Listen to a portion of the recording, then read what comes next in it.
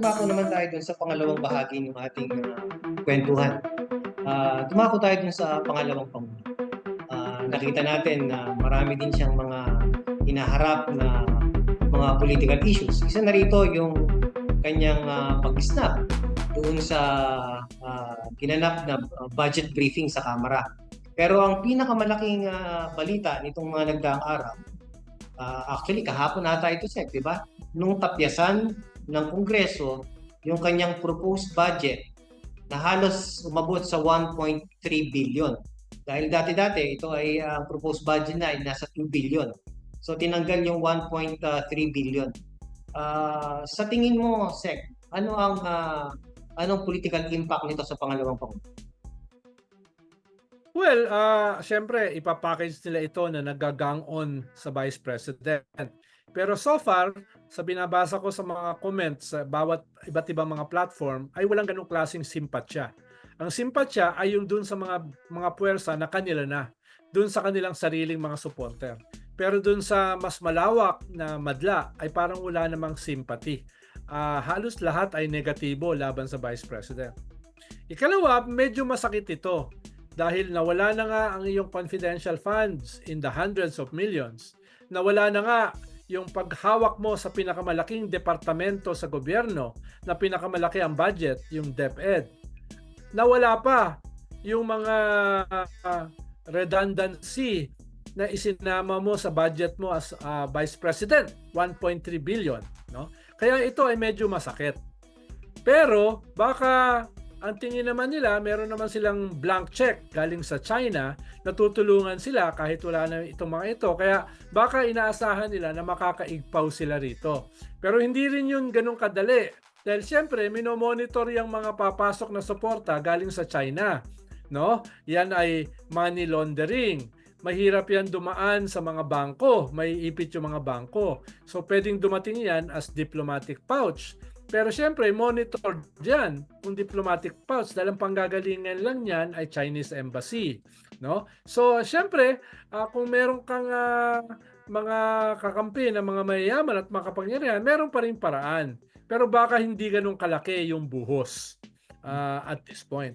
Kaya in the balance sheet ay medyo mahihirapan yung mga Duterte, lalo na yung Vice President. Ang lumutang kasi dito, Sec, dun sa mga pagdinig sa Senado at saka dun sa Kamara, ang maraming napuna ay yung asta at pag-uugali ng pangalawang pangulo. Yun ba, Sec, ay talagang ganun ang kanyang asta, number one? O number two, baka naman taktika lang ito dahil inaasahan niya na talagang uulanin siya ng mga tanong at hihingan siya ng paliwanag hinggil sa papaano niya ginasta, winaldas, hindi lang yung confidential funds, kundi yung ibang mga pondo na nakapaloob doon sa kanyang tanggapan. Well, una, ito kasi yung Duterte brand eh. Diba? Go on the offensive. No, manakot ka. Hindi pa nga presidente si Digong, sabi niya, pag binoto niyo ako bilang presidente, tatambak ko 100,000 bangkay sa Manila Bay. No, yun ang sabi niya.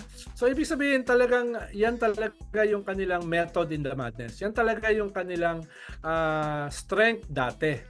Pero yun ay dati. Ngayon ay ang dami mo nang pinapatay pero hindi naman nabawasan yung krimen. Ang dami mo nang pinapatay, hindi naman nabawasan yung krisis sa drugs, no? So medyo hindi na umuubra, medyo laos na. Ikalawa, si Sara ay creation ng ganyang brand. Wala naman siyang sariling katangian para siya ay umangat. Kaya siya umangat dahil sa dalawang bagay. Siya ay anak ng kanyang tatay. Siya ay Duterte. Ikalawa, at dagdag dyan, siya ay nanuntok ng sheriff.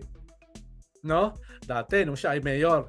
Pero mukhang yan ay paso na. Hindi na umuubra ngayon. No? Ang kanyang balak ay yung kanyang libro na Kaibigan na may part 2, Taksil na Kaibigan. Mukhang kahit yun ay walang nakuhang suporta o simpatsya.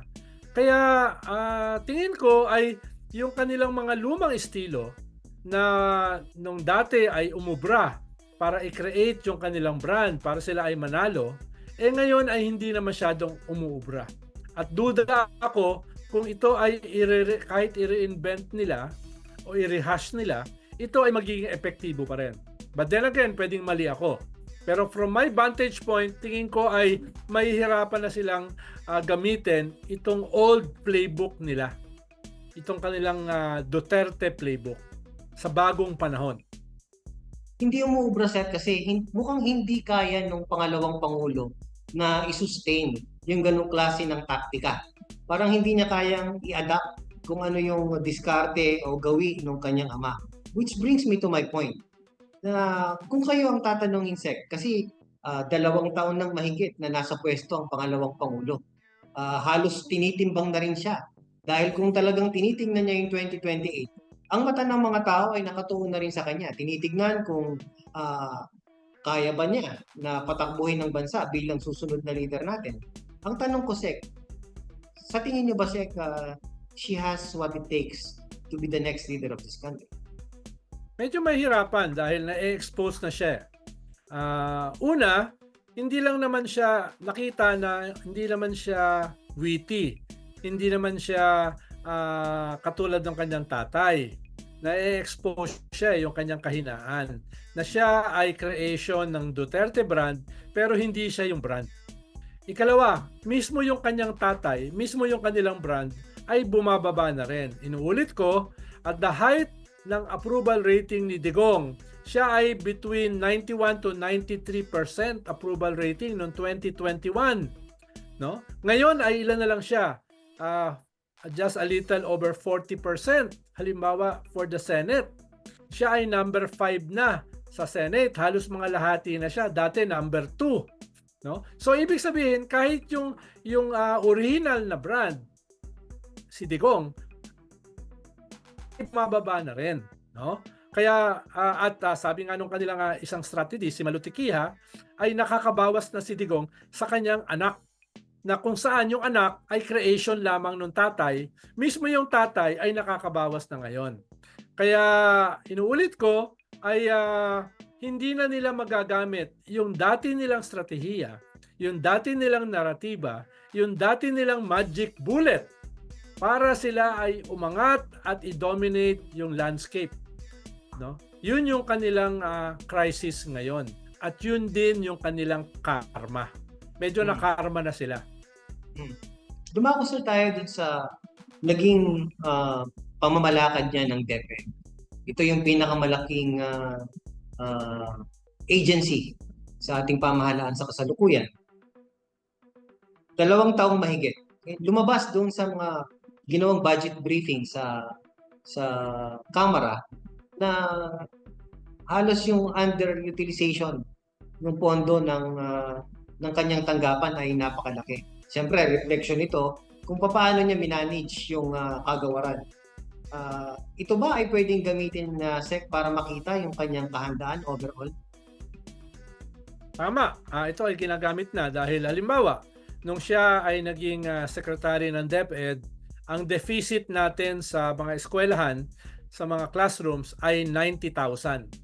Nung siya ay bumaba o nag-resign, imbis na ito ay mabawasan, tumaas pa into 160,000 yung kulang ng mga classroom.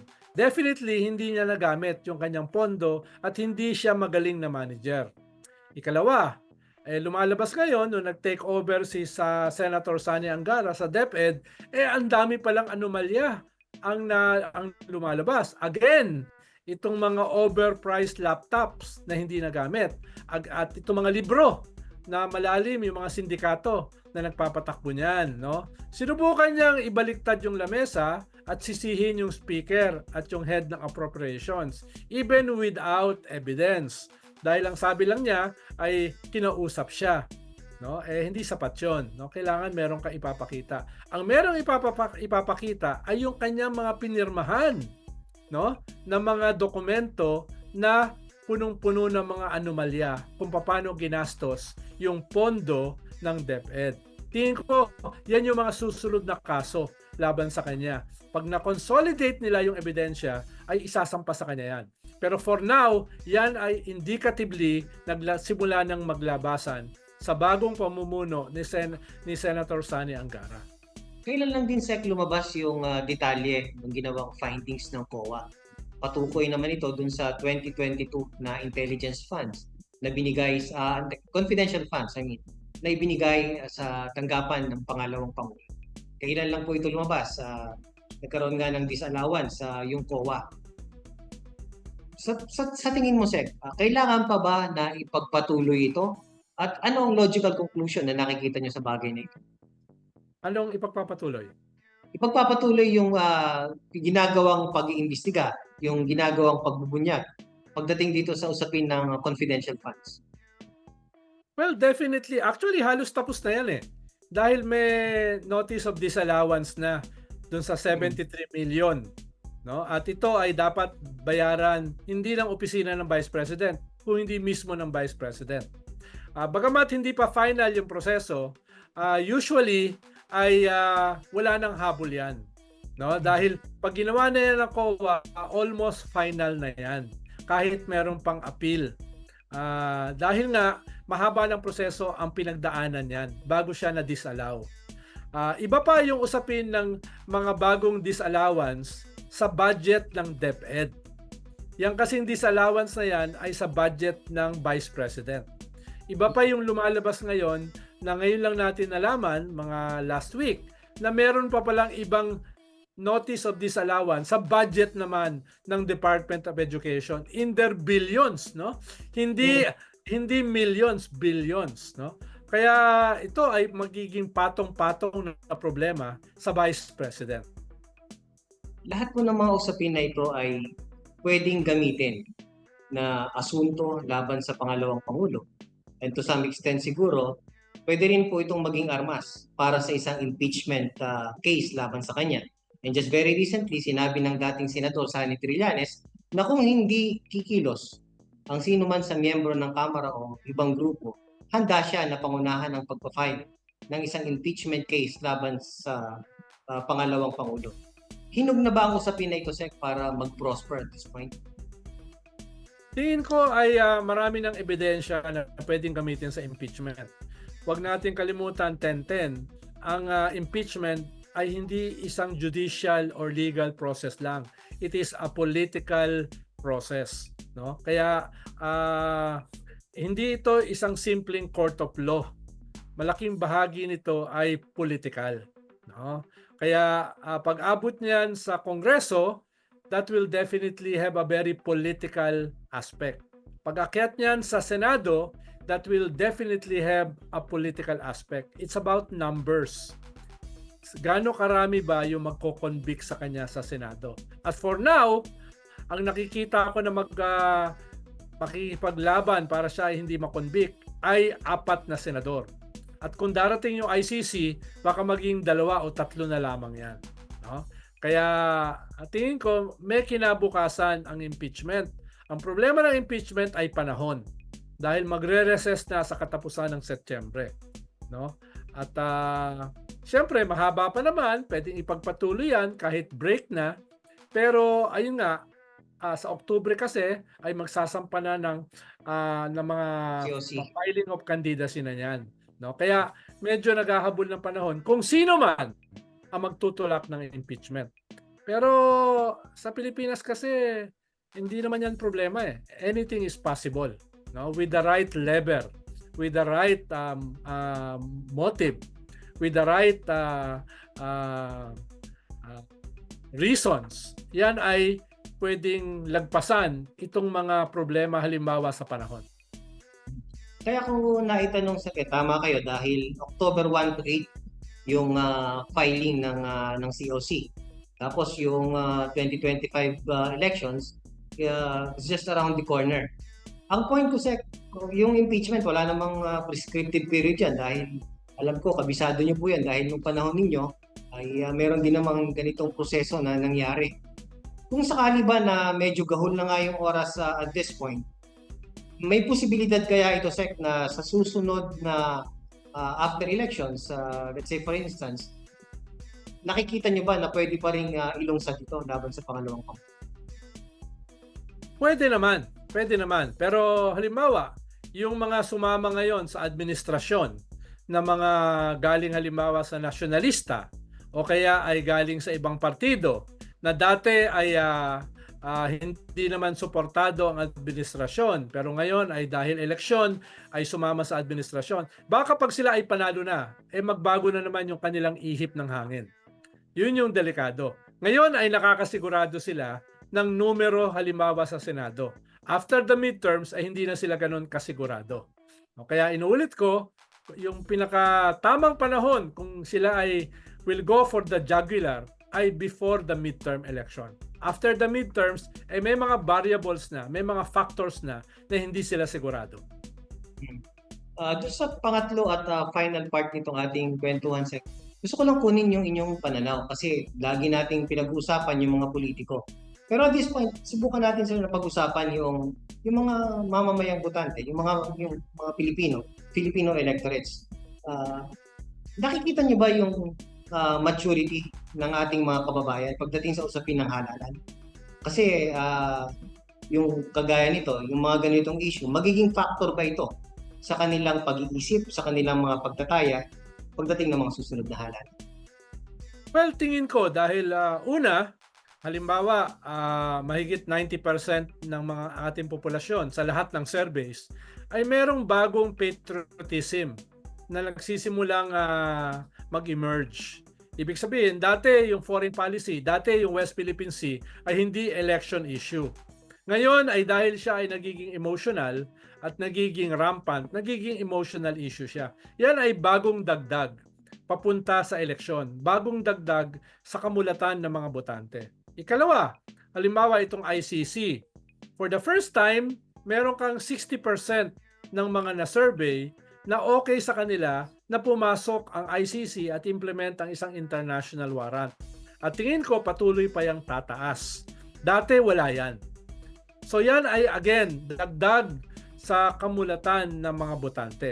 Ikatlo, itong nakikita natin ng mga investigasyon sa Quad, sa Senate hearing tungkol sa POGO, tungkol sa human trafficking, tungkol sa drugs, tungkol sa EJK, ay nakakadagdag sa bagong kamulatan ng mga botante. Kung ito ay pagsasama-sama at ito ay pamumunuan ng mga leader na mga bago at epektibo, tingin ko ito ay makakaroon ng positibong impact hindi lamang sa eleksyon, kung hindi sa kinabukasan ng ating bansa. As for my last question, sir, sa ngayon, anong status ng opposition sa atin? Pasok ang 2025 elections, meron pa bang oposisyon na maituturing dito sa ating bansa sa kasalukuyan? Well, yung halimbawa, yung namuno sa Senado nitong mga investigasyon na ito ay oposisyon, si Senator Risa Hontiveros, no? Ngayon lang sumasakay yung ibang mga senador, no? At baka agawin sa kanya yung pamumuno ng ganyang klaseng naratiba. Pero hindi maiwawaksi na siya yung nanguna at nag-sustain ng ganitong klaseng investigasyon. At tingin ko mahihirapan niyang ipagpag kahit nung mga sumasakay. Ikalawa, yung oposisyon sa Kongreso, bagamat sila ay maliit, kasama sila dun sa matalas na dulo nitong atake na ito sa mga Duterte at hindi lang sa mga Duterte, kung hindi pag-criticize dun sa mga maling programa ng gobyerno. No? Kung yan ay gagawin nila into an effective narrative, malaki yung kanilang kinabukasan o potensyal. Ang problema lang, Tenten, dahil ang labanan kasi ay mga brands The Duterte brand versus the Marcos brand at ngayon yung emerging na bagong brand, the Tulfo brand. So kung yung oposisyon, kahit malaki yung kanilang role dito sa pagbabago ng consciousness ng mga botante, ay hindi nila mako-consolidate into a new compelling brand yung kanilang kontribusyon, ay baka kapusin pa rin sila in terms sa midterms at saka sa 2028 presidential election. Ang kaibahan, Tenten, ay kumpara nung 2022 na yung oposisyon ay nagpasyang lumaban for the presidential election mismo nung filing of candidacy. Ngayon ay mas mahaba yung runway. Ngayon ay meron kang mahigit 3 taon at 8 buwan pa. So, marami ka pang pwedeng gawin kumpara nung nangyari noong 2022. No? Kaya siguro para sa opposition, there is more reason to hope kumpara nung nakaraang eleksyon. Bagamat ito ay tatanggapin ko, uphill pa rin.